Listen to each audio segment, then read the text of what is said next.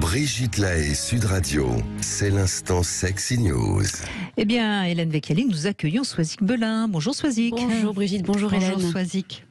J'aimerais attirer votre attention aujourd'hui sur le livre du journaliste Mathieu Palin, Nos pères, nos frères, nos amis, aux éditions des Arènes, qui parle des violences faites aux femmes. Alors selon l'Observatoire des violences faites aux femmes... C'est intéressant, c'est donc un homme qui évoque les violences faites aux femmes. Oui, c'est intéressant. C'est pour ça que je l'ai choisi lui, alors qu'il y a quand même pas mal d'autres livres sur le sujet. Donc les chiffres nous sont donnés par l'Observatoire des violences faites aux femmes. En 2021, 122 femmes sont tuées par leur partenaire, 23 hommes sont tués par leur partenaire, eux, et 14 enfants sont tués par Alors, sur les 23 hommes, il y en a peut-être qui sont gays. Hein. C'est peut-être pas que des femmes qui ont tué les 23 hommes. Il n'y a pas de précision, effectivement. Oui, mais je pense que c'est important. Enfin, encore une fois, il y a des femmes qui tuent leurs conjoints. Légitime défense aussi. Je suis pas en train de... Mais il est fort probable que sur les 23, ce ne soit pas que 23 femmes. Enfin, je sais pas. Hein, je ne m'avancerai pas là-dessus. Je ne peux rien. Enfin, je n'ai pas effectivement creusé le sujet. Enfin, de toute façon, on voit la différence entre 22 et 23. Quand même une force physique aussi, donc de fait, dès le départ, il y a une différence.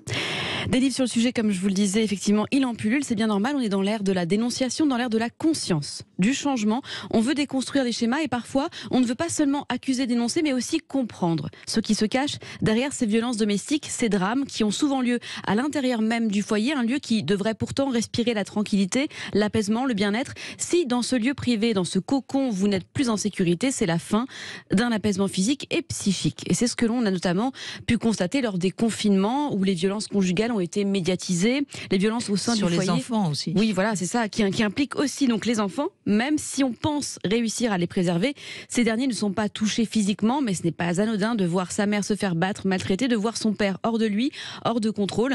Alors ici, Mathieu va interroger ces foyers qui sont des lieux de tension. Il raconte, dans le style très actuel que l'on nomme littérature du réel, un entre-deux mêlant écriture romanesque et journalisme d'investigation, son incursion dans cet univers de la violence que l'on portraitise parfois à gros traits, très manichéen, en désignant le coupable et la victime. Il ne fait pas l'impasse ici sur ceux que l'on nomme les bourreaux, qui sont aussi des victimes. Alors attention, je m'explique, je pèse mes mots. C'est important pour comprendre les mécanismes en jeu. Ces hommes sont aussi leurs propres victimes.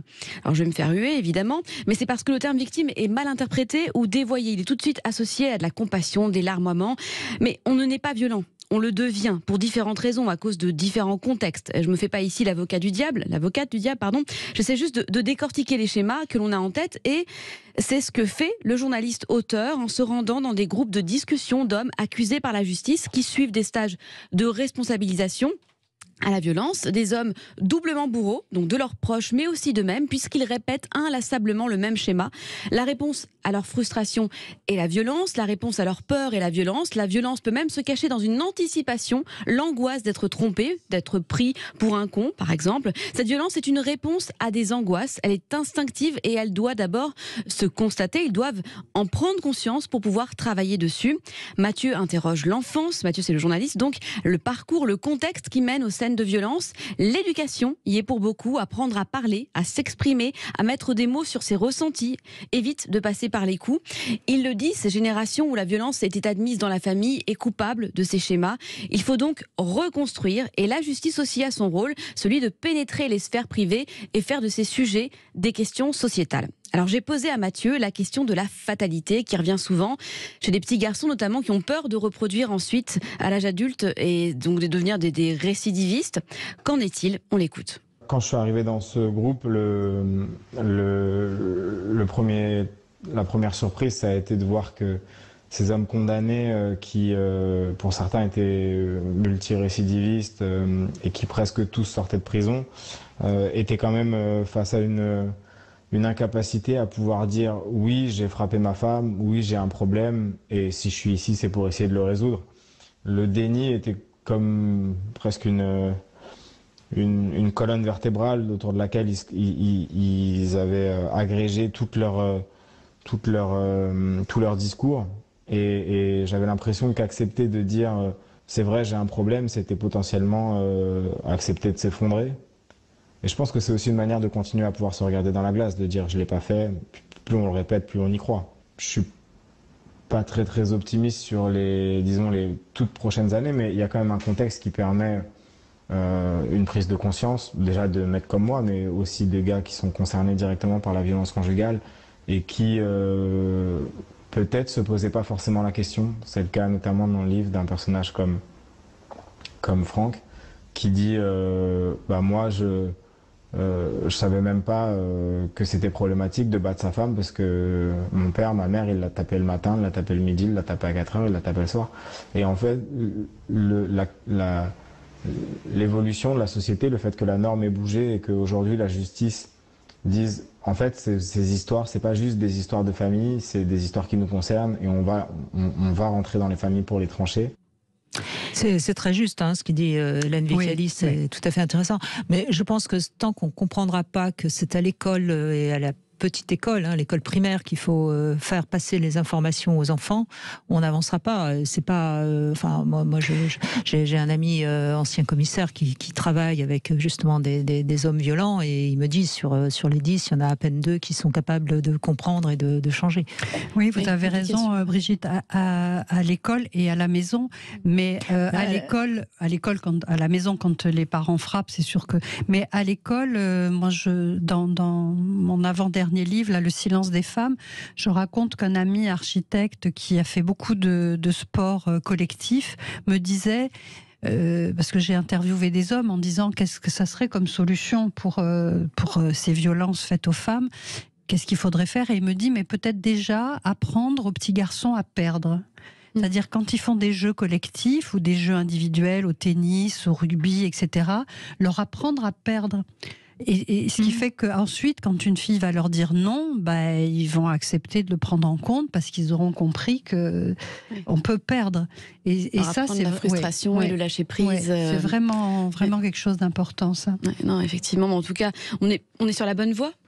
Au moins la société en parle de plus en plus parce que ça fait très longtemps que la violence faite aux femmes est interdite, mais on en parlait finalement très très peu, et aujourd'hui c'est vrai que le discours médiatique fait bouger quand même, je pense, les choses, mais on voit bien ces hommes qui sont dans le déni finalement. Oui, et il le dit, c'est ce qui leur permet de tenir. En tout cas, son livre donne la parole aussi aux femmes, pas qu'aux hommes, à celles qui organisent des ateliers, à celles comme Ghana Atem-Ganzer, la fondatrice de la Maison des Femmes à Saint-Denis. Il y a aussi un personnage féminin qui est le fil rouge, qui s'interroge sur sa propre violence en tant que femme, sur son schéma d'entretien de la violence qu'elle a vécu enfant avec son père. Et vous l'aurez compris, donc si vous devez choisir des livres, il y en a quand même pas mal sur le sujet. Donc je vous parlais de celui-ci, Mathieu Parin, qui est très intéressant, et un autre par une femme, une journaliste qui est quand même assez experte sur le sujet, je dirais pas assez experte sur le sujet, Lorraine Descartes, qui vient de publier un livre au Seuil qui s'appelle Nos absentes, et elle aussi interroge les hommes, et c'est important de ne pas donner que la parole aux femmes sur ce sujet. Je pense que c'est pour ça que je parlais de la question de victime, du titre de victime. Oui, bien sûr. Et puis il faut aussi toujours rappeler qu'on n'est pas victime, on n'est pas un sujet victime, on est un sujet qui subit des choses qui la rendent par moments victime, mais on reste un sujet. Il faut sortir justement aussi de ce terme victime qu'on met un peu trop à toutes les sauces. En tout cas, sujet passionnant. Je vous conseille ce livre. Nos frères, nos amis, aux arènes. Les arènes. Alors justement, puisqu'on parle de livres, et aujourd'hui c'est un livre qui vient de sortir sur aussi les pervers narcissiques. C'est Anne-Clotilde Ziegler qui en est l'auteur. Pourquoi suis-je restée? C'est aux éditions Solar. Alors c'est un livre tout à fait différent du vôtre, Hélène Vecchiali, parce que là en fait, elle explique pourquoi les femmes, surtout les femmes d'ailleurs, restent. Et ça peut peut-être aider certaines personnes. Voilà, c'est le lien qui se crée entre le pervers et cette femme. Et c'est ce qui est vraiment intéressant quand on parle de ces phénomènes d'emprise entre un pervers et sa proie, c'est que le plus dépendant des deux n'est pas celui qu'on croit. C'est-à-dire que c'est pas la victime qui est dépendante du pervers, c'est le pervers, parce que sans sa victime, il meurt. Je reprends la métaphore du vampire. Si tout d'un coup vous privez un vampire de sang, il peut plus survivre, quoi. Donc le pervers, sans sa victime, il tient plus debout. Et il y a beaucoup de victimes qui, ayant entendu ça ou ayant lu mon livre, m'ont contacté en me disant « mais je viens de réaliser que sans moi, il n'est plus rien ». Et ça redonne de la force aux victimes, de se rendre compte que c'est pas elles qui sont dépendantes. Elles sont juste sous emprise dans les filets de quelqu'un qui veut les détruire. Mais lui, il a besoin impératif. Les victimes, elles peuvent vivre sans le pervers. Eux, non. Bon, et ben voilà. Merci en tout cas, Soisig Bellin. Merci beaucoup.